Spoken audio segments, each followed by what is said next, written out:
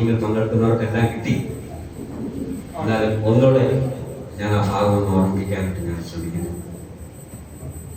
അതിൻ്റെ 1 മുതൽ താഴേക്കുള്ള ചില വേദഭാഗങ്ങൾ മാത്രം എടുത്ത് സംസാരിക്കാനാണ്. 4ാമത്തെ വാക്യം നമ്മളെ ഓർമ്മിക്കുന്നു, അതിക്രമങ്ങളാലും പാപങ്ങളാലും മരിച്ചവരായിരുന്ന നിങ്ങളെയും അവൻ ഉയർപ്പിച്ചു. നമ്മളായിരുന്നു, ഒന്ന് ചിന്തിച്ച്, നമ്മളായിരുന്നു, അതിക്രമം നമുക്കുണ്ടായിരുന്നു. അതിക്രമം എന്ന് പറഞ്ഞാൽ തന്നെ ക്രമം തെറ്റി ഉള്ള കാര്യം അല്ലേ? അതിക്രമം കാണിക്കുക. ഞാനൊക്കെ ഒരുപാട് അതിക്രമം കാണിച്ചവരാണ് പണ്ട്. പഴയൊരു ജീവിതകാലം ഉണ്ടായിരുന്നു, അതിക്രമം തന്നെ കാണിച്ചു കൊണ്ടിരുന്ന ജീവിതം. അത് കഴിഞ്ഞ് പറയാം, പാപങ്ങളാലും മരിച്ചവരായിരുന്ന നിങ്ങളെയും. 2 കാര്യങ്ങളാണ്. ഒന്ന് ക്രമമല്ലാത്ത കാര്യങ്ങൾ, രണ്ടാമത് നമ്മൾ പാപങ്ങളാൽ ജീവിച്ച ഒരു സമയത്ത് മരിച്ചവരായിരുന്നു നമ്മൾ. അവൻ നമ്മളെ ചെയ്തു, നിങ്ങളെയും അവൻ ഉയർപ്പിച്ചു. അവയിൽ നിങ്ങൾ മുമ്പേ ഈ ലോകത്തിന്റെ കാലഗതിയെയും ആകാശത്തിന്റെ അധികാരത്തിനും അനുസരണക്കേടിന്റെ മക്കളിൽ ഇപ്പോൾ വ്യാപരിക്കുന്ന ആത്മാവിനും അധിപതിയായവനെ അനുസരിച്ച് നമുക്ക് അല്ലേ? അതായത് നമ്മൾ കാലത്ത് മുമ്പേ ശ്രീദേവിയാണ്ടി ഓർമ്മിപ്പിച്ചതുപോലെ പിശാചിന്റെ കുറിച്ച് ആ വിലയേറിയ രക്തം കൊടുത്തു. ഹല്ലേലൂയ. അത് കഴിഞ്ഞുള്ള താഴെ 4ാമത്തെ വാക്യം വളരെ അനുസരിച്ച് നടന്നു. അത് കഴിഞ്ഞിട്ട് അതിന്റെ 3ാമത്തെ വാക്യം, അവരുടെ ഇടയിൽ നാം എല്ലാവരും മുമ്പേ നമ്മുടെ ജഡമോഹങ്ങളിൽ നടന്നു ജഡത്തിനും മരണവികാരങ്ങൾക്കും ഇഷ്ടമായതും മനോവികാരങ്ങൾക്ക് ഇഷ്ടമായതും ചെയ്തുകൊണ്ട് മറ്റുള്ളവരെ പോലെ പ്രകൃതിയാൽ ദൈവ കോപത്തിന്റെ മക്കൾ ആയി. ആണോ? നമ്മളായിരുന്നു അല്ലേ? ആയിരുന്നു. അത് കഴിഞ്ഞ് പറയുക, കരുണാസമ്പന്നനായ ദൈവമോ നമ്മെ സ്നേഹിച്ചു. അപ്പൊ നമ്മളൊന്ന് ചിന്തിച്ചേ, കരുണാസമ്പന്നനായ ദൈവം, കരുണ കൊണ്ട് നമ്മളോട് സമ്പന്നനായ ദൈവം അല്ലേ? ഏതൊക്കെ തരത്തിലുള്ള കരുണയാണ് നമ്മളോട് കാണിക്കുന്നത്? നമ്മുടെ ജീവിതം നമ്മൾ ചിന്തിച്ച് നോക്കിയാൽ ഓരോ ദിവസവും നമ്മളെ നടത്തുന്ന വിധങ്ങൾ ഓർത്താൽ എത്രയോ കരുണയോടുകൂടിയാണ് ദൈവം നമ്മളെ. അവന്റെ ദയ, അവന്റെ വിശ്വസ്തത, അവന്റെ ആ സ്നേഹം, അതൊന്നും നമുക്ക് മാറ്റി വയ്ക്കുവാനോ മാറുവാനോ ഒന്നും നമുക്ക് സാധിക്കില്ല. കരുണാസമ്പന്നനായ ദൈവമോ നമ്മെ സ്നേഹിച്ചു. മഹാസ്നേഹ നിമിത്തം അതിക്രമങ്ങളാൽ മരിച്ചവരായിരുന്ന നമ്മെ ക്രിസ്തുവിനോട് കൂടി ജീവിപ്പിക്കുകയും കൃപയാലത്രേ നിങ്ങൾ രക്ഷിക്കപ്പെട്ടിരിക്കുന്നു.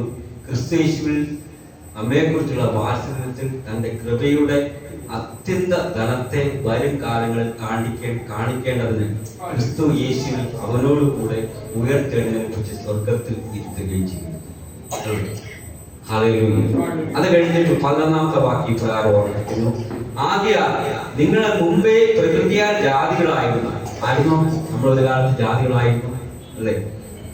ജഡത്തിൽ കൈവശമുള്ള പരിചരണ ഏറ്റു പരിചരണക്കാർ എന്ന് പേരുള്ളവരാൽ അഗ്രചർമ്മക്കാർ എന്ന് വിളിക്കപ്പെട്ടിരുന്നു.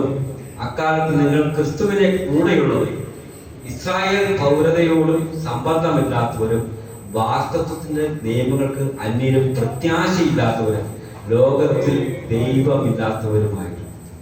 ഞാൻ എന്നെ സംബന്ധിച്ച് പറഞ്ഞാൽ, ഞാനൊരു പാസ്റ്ററിന്റെ മകനായിട്ട് കൂടി ഈ ദൈവത്തെ എനിക്ക് അറിയുവാൻ മുമ്പ് സാധിച്ചിരുന്നു. അതെന്റെ വലിയൊരു തെറ്റായിട്ട് ഞാൻ എന്നും പോകണം. എൻ്റെ കഴിഞ്ഞകാല ജീവിതം ഞാൻ ചിന്തിക്കുമ്പോൾ, ഒരു പാസ്റ്ററിന്റെ മകനായിട്ട് ജനിച്ചിട്ട് പോലും എനിക്ക് ദൈവത്തെ തിരിച്ചറിയാൻ കഴിയാതിരുന്ന കുറേ കാലങ്ങൾ, അതായത് 2010 മുമ്പുള്ള കാലം. അതിനെക്കുറിച്ച് ഞാൻ വീട്ടിലിരുന്ന ചില സമയങ്ങളിൽ ഒറ്റയ്ക്ക് ഇരിക്കുമ്പോൾ വ്യസനിക്കാറുണ്ട്. എന്തുകൊണ്ടാണ് ദൈവമേ എനിക്ക് ദൈവത്തെ നേരത്തെ അറിയുവാൻ സാധിക്കാതെ? ഇവിടെ അത് വ്യക്തമാക്കി പറയുക, നിയമങ്ങൾക്ക് അന്യരും പ്രത്യാശയില്ലാത്തവർ ലോകത്തിൽ ദൈവമില്ലാത്തവരുമായിരുന്നു എന്ന് ഓർത്തുകൊള്ളു. അങ്ങനെ ആയിട്ടില്ലെന്നോ? അത് കഴിഞ്ഞ് പറയുന്ന വാക്യം, മുമ്പേ ദൂരസ്ഥരായിരുന്ന നിങ്ങൾ ഇപ്പോൾ ക്രിസ്തുയേശുവിൽ ക്രിസ്തുവിന്റെ രക്തത്താൽ സമീപസ്ഥരായി. നമ്മൾ എത്ര ദൂരം അകന്ന് ജീവിച്ചു, നമ്മൾ എത്ര ദൂരം അകന്ന് കർത്താവിനോട് അകന്ന് നിന്നവർ. പക്ഷെ അത്ര നേരം നമ്മൾ എത്ര ദൂരം അകന്നിരുന്നോ അത്ര നേരവും നമ്മളെ കാത്തിരുന്ന ഒരു കർത്താവ്. ആ കർത്താവ് നമ്മളെ സ്നേഹിക്കുന്ന വിധങ്ങൾ ഓർത്താൽ നമുക്ക് കർത്താവിനെ തിരിച്ച് സ്നേഹിക്കാൻ കഴിയാതെ 16-ാം അധ്യായം ക്രൂശിൽ വെച്ച് ശത്രുത്വം ഇല്ലാതാക്കി. അതിനാൽ ഇരുപക്ഷത്തെയും ഏക ശരീരത്താൽ ദൈവത്തോട് നിരപ്പാൻ കർത്താവിന്റെ ക്രൂശിൽ മരണത്തെ കർത്താവ് ക്രൂശിൽ നമ്മളോട് ആ സ്നേഹം കാണിച്ചില്ലായിരുന്നെങ്കിൽ നമ്മൾ ഇവിടെ ഇരിക്കുന്ന ഇത്രയും പേർക്ക് നമുക്ക് ഇങ്ങനെ വന്നിരിക്കാൻ പറ്റുമായിരുന്നു? ഒരിക്കലും പറ്റുന്നില്ല. നമ്മൾ നമ്മുടെ പാപങ്ങളെ ഏറ്റുപറഞ്ഞു, നമ്മൾ നമ്മുടെ സകല കാര്യങ്ങളും മുമ്പ് ചെയ്തുകൊണ്ടിരുന്ന തെറ്റുകളെ എല്ലാം ഏറ്റുപറഞ്ഞ് കർത്താവിന് മുമ്പിൽ നിരപ്പ് പ്രാപിച്ചു ദൈവത്തോട് ചേർന്ന് വിശ്വാസ സ്നാനം സ്വീകരിച്ച് നമ്മളിന്ന് ജീവിക്കുക. പക്ഷേ നമ്മളിന്ന് ജീവിച്ചിരിക്കുന്ന ഈ സമയത്തും നമ്മുടെ വിശ്വാസ ജീവിതം മുമ്പോട്ട് കൊണ്ടുപോകുന്ന സമയത്തും നമ്മൾ ചെറിയ ചെറിയ തെറ്റുകൾ വരാറുണ്ട് ഇല്ലേ? നമ്മുടെ വാക്കുകളിൽ, നമ്മുടെ പ്രവൃത്തികളിൽ, നമ്മുടെ നോട്ടങ്ങളിൽ, നമ്മുടെ നിരൂപണങ്ങളിൽ, നമ്മുടെ ചിന്തകളിലൊക്കെ ചിലപ്പോൾ പിശാച് കയറ്റിക്കൊണ്ടുവരുന്ന ചില ചിന്തകളുണ്ട്. ചിലപ്പോൾ നമ്മുടെ വിശ്വാസങ്ങൾ മാറിപ്പോകുന്ന കാര്യങ്ങളൊക്കെ നമ്മുടെ ജീവിത സാഹചര്യങ്ങളൊക്കെ നമ്മുടെ ജീവിതത്തിലുണ്ടാകും. പക്ഷേ കർത്താവ് കാൽവരി ക്രൂശിൽ നമ്മളോട് കാണിച്ച വലിയ സ്നേഹത്തെ ഓർമ്മ. ശ്രീദേവി മുമ്പേ പറഞ്ഞ ഒരു കാര്യം ഞാൻ പ്രത്യേകം ഒന്നുകൂടെ ഓർമ്മിപ്പിക്കും. നമ്മൾക്ക് ആ വിലയേറിയ രക്തം കൊണ്ട് നമ്മളെ വീണ്ടെടുത്ത വലിയവനായ കർത്താവ്.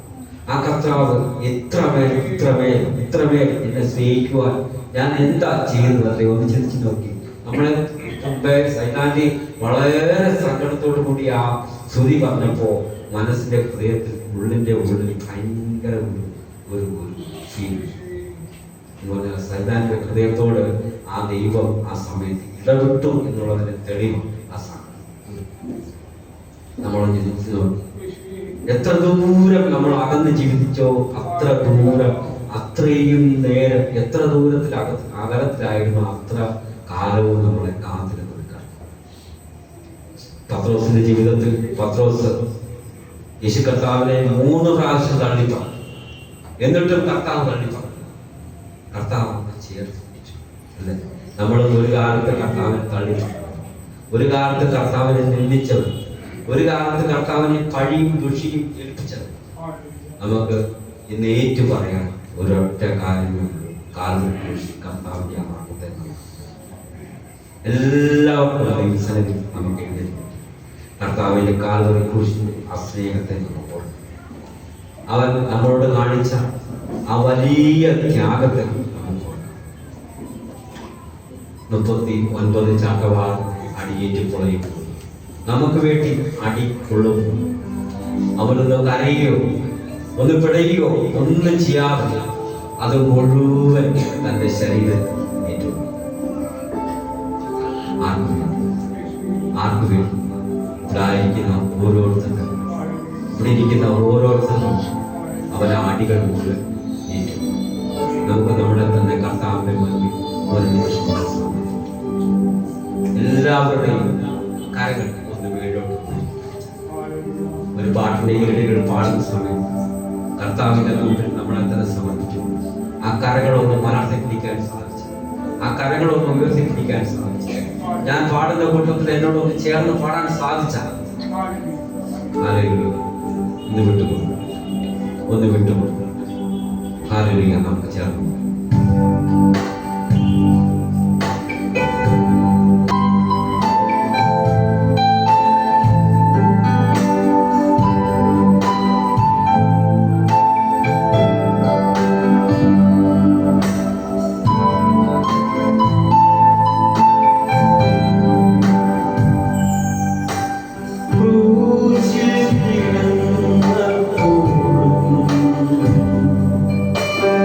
Ah